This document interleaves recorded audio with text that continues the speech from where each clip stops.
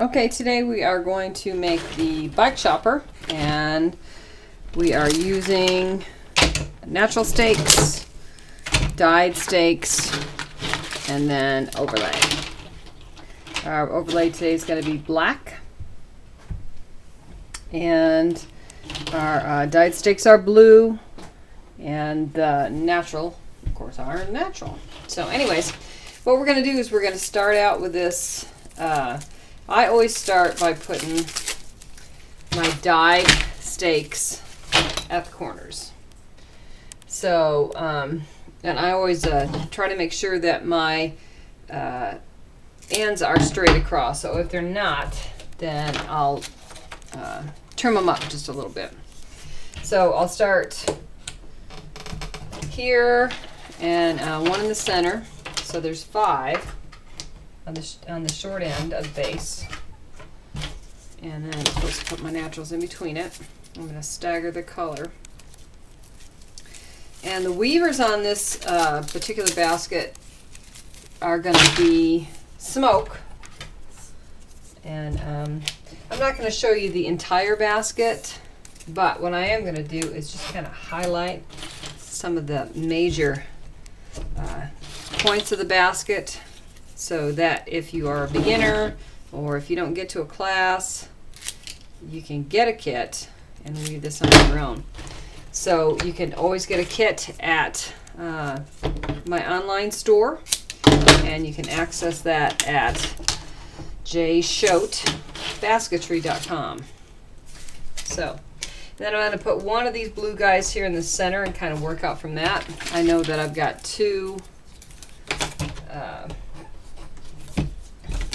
natural guys that are going to be at the corners, and you just kind of eyeball this for space. Sometimes I get it perfectly right, and sometimes I don't. So you always want to have the rough side, let's see, of your basket. I'm sorry, the rough side of your reed to the 6, 7, 8, 9. Yeah, I gotta space these out a little bit better. You have 11 on this, the long side, and 5 on the short side. And that is including the guys on point here on the corners. So once I get this done, I'm going to twine for a couple rows using number 3 rounds. You can go 3 or 4 rows if you want, but you don't really need to. All you're trying to do is anchor these guys in. The biggest thing that I do once I get ready to start weaving, after I get these in the slots, is I spray these stakes. Now, when I say spray, I don't mean slopping. Just lightly sprayed, and what that does is it starts helping the stakes expand, and then they stay in the slot better when you're trying to weave those first couple rows. Any kind of a basket when you first start tends to be a little bit cumbersome, but then once you get your 3 rows in, it's pretty much all downhill after that. Alright, so I'm just checking to make sure I got 1, 2, 3, 4, 5, 6, 7, 8, 9, 10, 11 on that side. 1, 2, 3, 4, 5, 6, 7, 8, 9, 10, 11 on this side, and 5 on both of those. A lot of times I'll put a spoke weight on there to start out, just to kind of hold it until I get my twining done. So I'm taking a long piece of number 3 and I'm doubling it over. It doesn't matter where you start, just start behind one of them. Oh, I said I was going to spray that, didn't I? So I'm going to go ahead and come around here and spray this, and that'll start. I always use warm water, and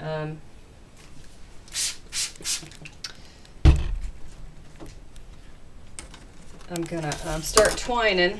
Now this is just a straight up twine in front of one, behind one. We'll get into some other types of twining in other baskets. So this is just going to go around this twice. And you're wanting to keep that just as close as you can. And some of these will be looser than others because some of them are thinner than others. So you always want a long weaver to start, but sometimes things happen and they bust, or maybe they weren't long enough to begin with. And this guy did bust, so that's a good thing because I can show you how you add on. So I'm coming around here and you notice this one weaver of mine is getting a little short. And I will show you how to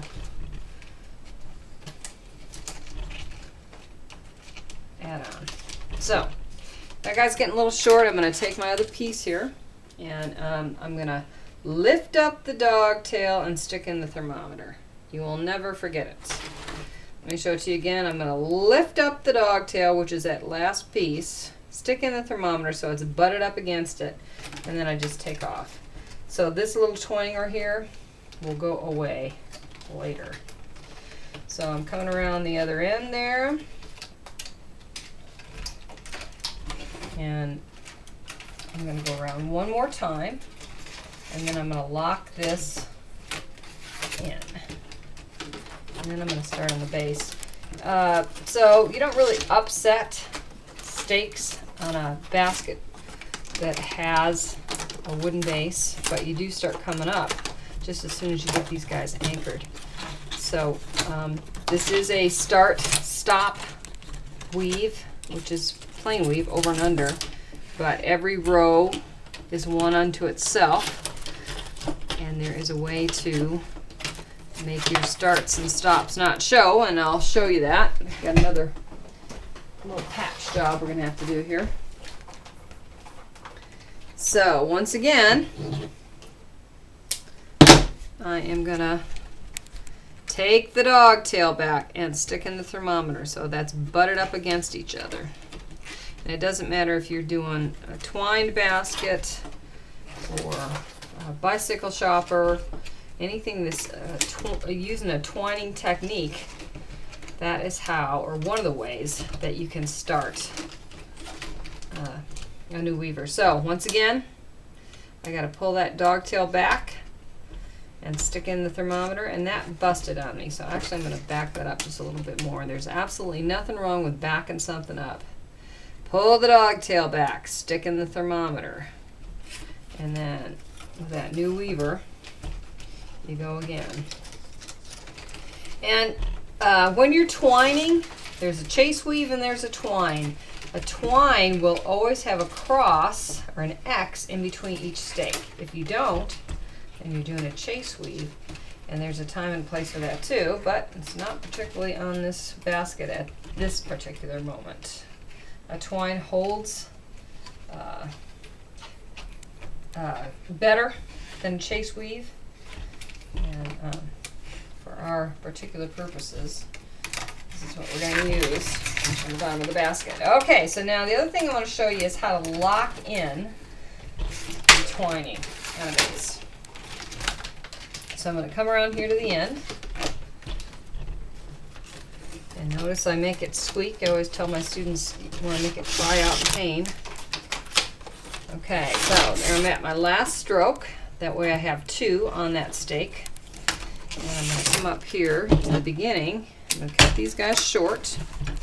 And I'm going to lock these in so they don't come undone. So on that first stroke, I take my weave right, open it up just a little bit, and tuck that tail underneath that first stroke, pull it through there and pull tight. And then I'll do the same thing with the second one on the next stake. Okay, so that is now locked. So I am a lap weaver. You see we've got all sorts of twangers here. We'll trim those off later. But for purposes on the video, we're going to be weaving on the desk. So I'm going to start off with some 1/2 inch smoked. And once again, you want the rough side to the inside of the basket. You always, in this particular basket, start on a dyed stake because the first row weaving you want to catch the corners on the outside of the basket. on the outside of the weave. So you notice that I put a clip on there. First 3 rows are always kind of a pain. And what I do is I put a clip on each side that I'm weaving on.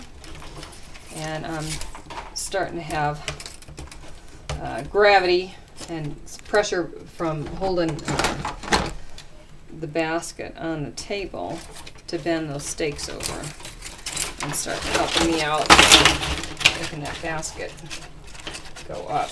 So on your corner you want to make sure that you don't go in too much. That's probably the biggest error that happens in this type of basket, is that you pull too tight on the corners and then it starts the basket coming in, and whichever way you tell the basket to go is the way it's going to weave up. So if you look at a bowl or a cup or a saucer, you'll see that it always flares out. So on my corners I make sure that I have given just a little bit, and it's, you can't tell so much on the first row, but on the second and third and consecutive rows you can. And I am going to show you a little cheat that I do to help strengthen those corners, and it helps with the shape as well.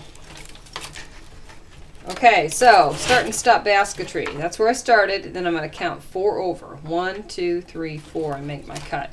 A good basket, you should not be able to tell where the beginning and the end of a row is. And that's how you do it. So that goes right on top of that. That covers up that first beginning, and this covers up the end. Alright, so I'm just going to resituate that clip for just a second, and then I'm going to turn this over. You always want to stagger your starts. You don't want to have bulk, because it starts throwing the shape of the basket. So this time I'll start opposite of that on top of a natural, and I'll move my clip over. I'm going to do 3 of these, and then I am going to strengthen my corners a little bit by adding some 3/8 to them. So bear with me as I do these up. And once again, what I do, at least till I get about 4 or 5 rows on, is I use these clips. Once it starts going my way, I don't really need to. And I'm checking my corner to make sure it's not coming in. That corner looks good. And also what's going to happen once I've got 3 rows on here is I'm going to put on that overlay on the natural stakes that I've got here. Kind of jazzes it up a little bit. And this particular design has black overlay. So, and you notice that when I'm bringing this down, I'm shoving these in. You don't want to pull them because it'll pull them out. And here I am on that corner again. Leave this and then check that corner and make sure it's right where I want it. Yeah, that looks pretty good. I'm going to come around. And once again, this is start and stop basketry. So I'm going to come around that corner, and then I'm going to count 4. 1, 2, 3, 4.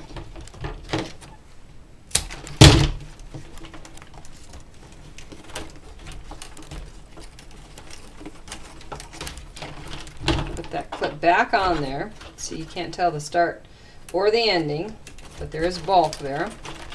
So I'm going to turn it back over. In my first row, this is where my overlap was. So this time, I'm going to start it over here. This makes it a little bit easier. Okay, so the other thing I always want to do is make sure that my stakes are straight up and down. You know, want to get them too close to one another, because then when you try to weave in between them, there's no room. So, and they do tend to wander around, so you kind of corral them a little bit and say, oh, you, straight up and down. Okay, so once again, I'm on that corner, and I'm going to pull that out just a little bit.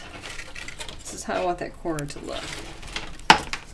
I'm always checking my corners when I'm weaving. See that, kind of pull that in, I'm going to pull it back out again. And it may be just like a 1/4 inch that you pulled it out, but it makes a difference in the basket. So like right there, that's in too far. I need to pull that out a little bit. And I'm pretty good at, if something's too loose, sucking it back up. But I haven't figured out how to make things grow when I've done them too, I don't know where that's coming from, when it's too small. Okay, so this is going to be our 3rd one, and then we're going to put those overlays in. And we are also going to put in those 3/8 oval to kind of strengthen up the corners some and make it a little bit easier for us on the shaping of our corners. And then with the 3/8, you can either leave it in 1, 2, 3, 4. I'm just going to trim that up a little bit in the basket, or you can take it out. I usually just leave mine in when I get it woven up. It just makes it a little stronger basket. Okay, so there's my first 3. That's usually the hardest part of the whole basket. And then these are black overlays.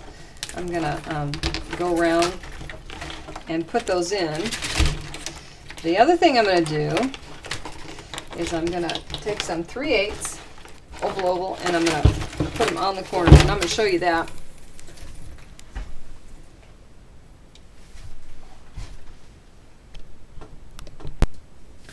Okay, so here's my overlay, or my overlays, my 3/8 oval, and they are gonna go on the corners, and I'm gonna use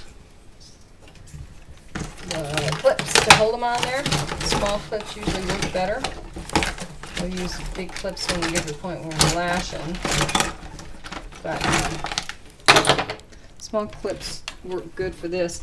And once again, clips are only temporary. You'll get to a point where they're in your way when you're weaving, and you can get rid of them. But starting out, it helps to have them. Kind of what this does is it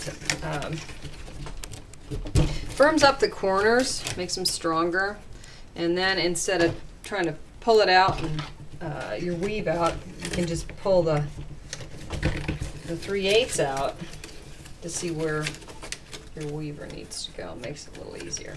Okay, so I got all 4 of those on. That's a whole heck of a lot of clips, isn't it? And the next thing we're going to do is we're going to do a row of 1/4 inch black. You could use 3/16. You could use flat oval, doesn't really matter. Something that's relatively small. What I found is if I outline things, they usually work better. They're more, I don't know, they just jump a little bit more than if you don't. So, okay, so this is black. And actually I gotta finish doing all my overlays.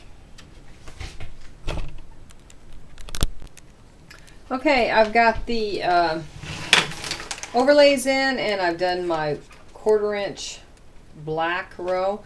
So now what I'm going to do is I'm going to do my 1 inch row on the bottom, and I'm going to do 2 on top of this. But what I want to show you is how I put on the decorative tape. First thing I do is I lay this on here just for measurement purposes, and I'm going to clip this on, and I'm just going to bring it around quick to get a measurement on it. Bigger is always better. And then I'm going to pop this off, and I'm going to go ahead and apply the decorative tape. So this is kind of transparent, and what I'm going to do is just put it on here dry, and then I'm going to dip it in my water quick.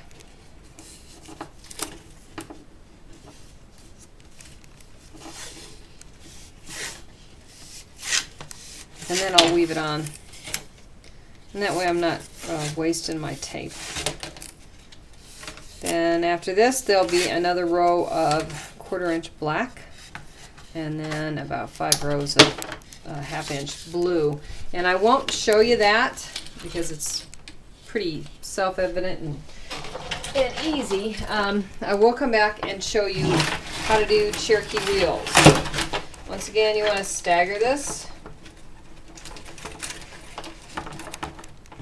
And you just weave it around like you normally would.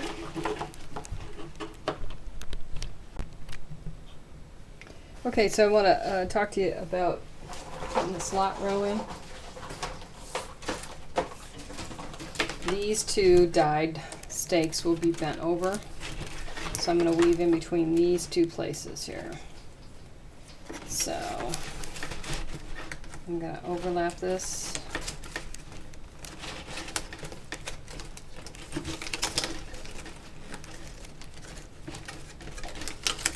And come to this one with the overlay and come back. And then I'm going to trim this up a little bit. And I'm going to come back over that stake so that you actually can't see where that's cut at. Okay. So then, as I said, these 2 are going to bend down. That's what's going to create my slot. And then I'm going to do my corner here. I like to give it a little extra so I can hide this too. These guys can go away now. Let's see, that's wrong. Comes on the outside. I'm just going to shake that a little bit. I want this long enough so that it comes underneath this stake here, and then you can't see it. Okay, so I'm going around to the front of the basket.